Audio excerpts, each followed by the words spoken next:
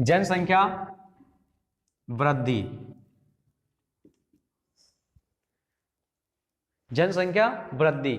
सबसे पहले जनसंख्या वृद्धि की परिभाषा कि जनसंख्या वृद्धि किसे कहते हैं।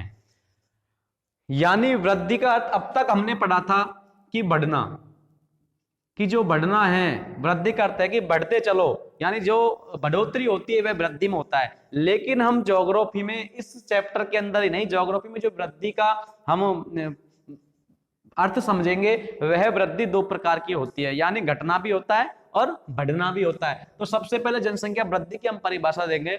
तो परिभाषा में दो समय अंतरालों के बीच, दो समय अंतरालों के मध्य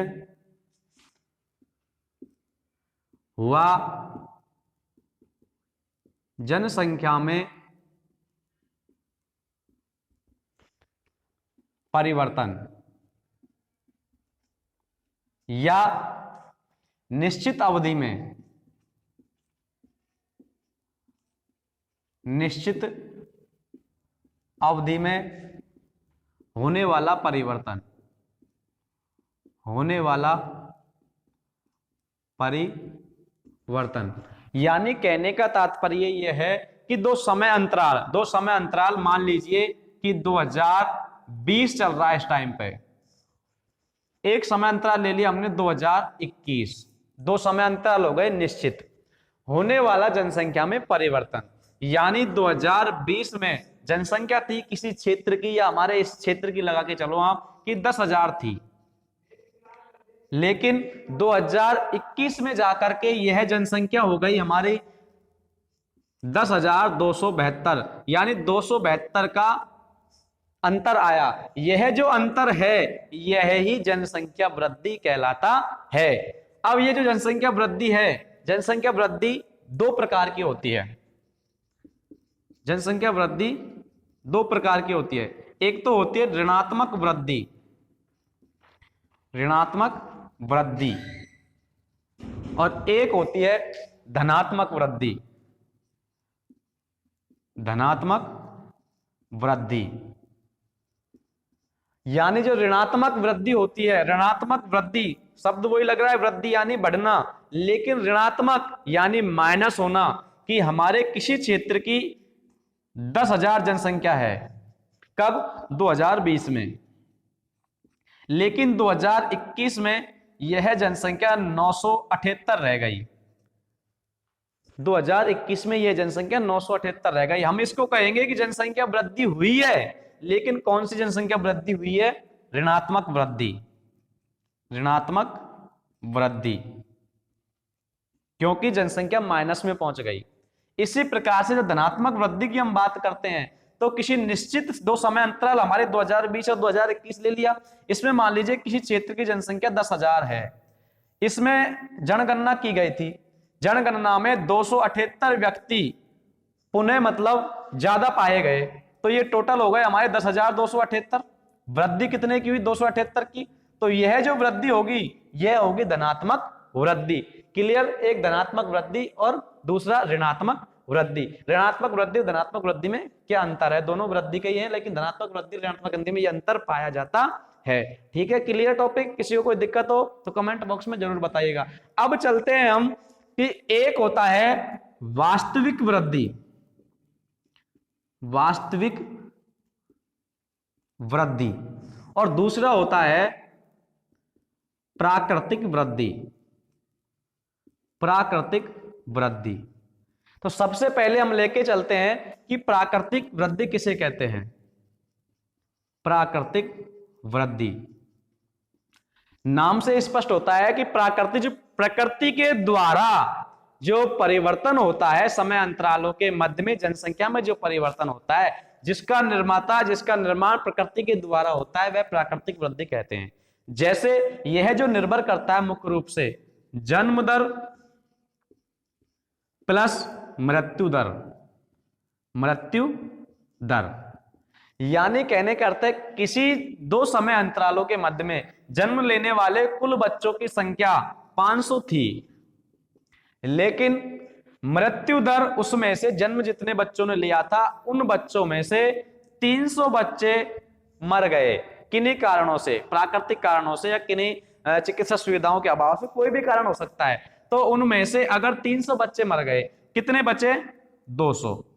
यानी जनसंख्या में परिवर्तन तो आया है, लेकिन कितने का आया है? 200 का, 500 का नहीं आया है। यानी 200 जनसंख्या में प्लस हुआ है।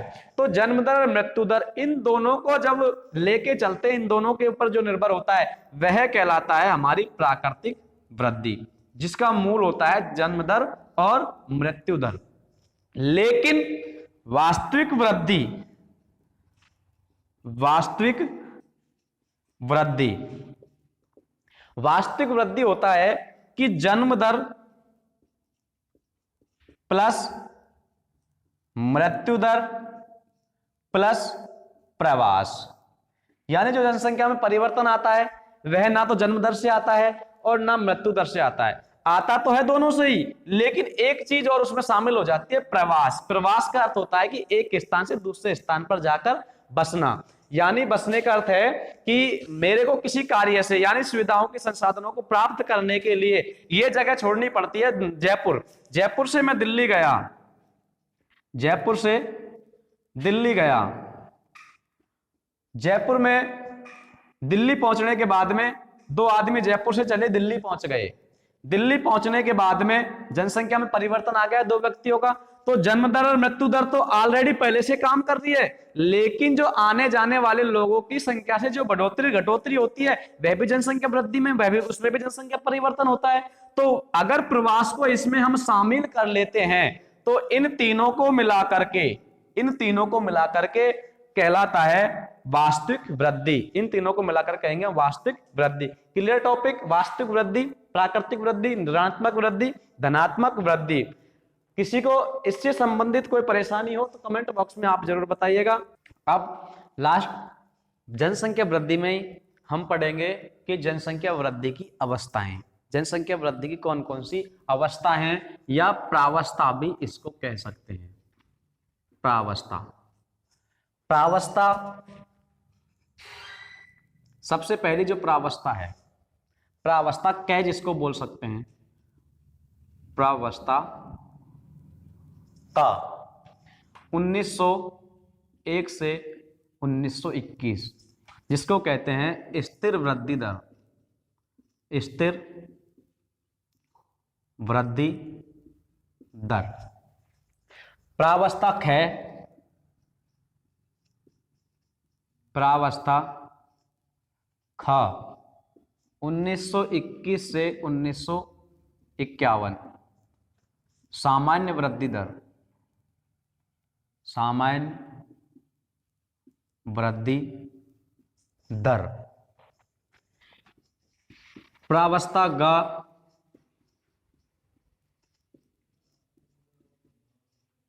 1951 से 1981 विस्फोटक वृद्धि दर।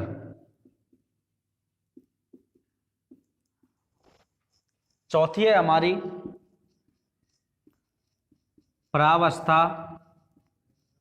घ 1981 से अब तक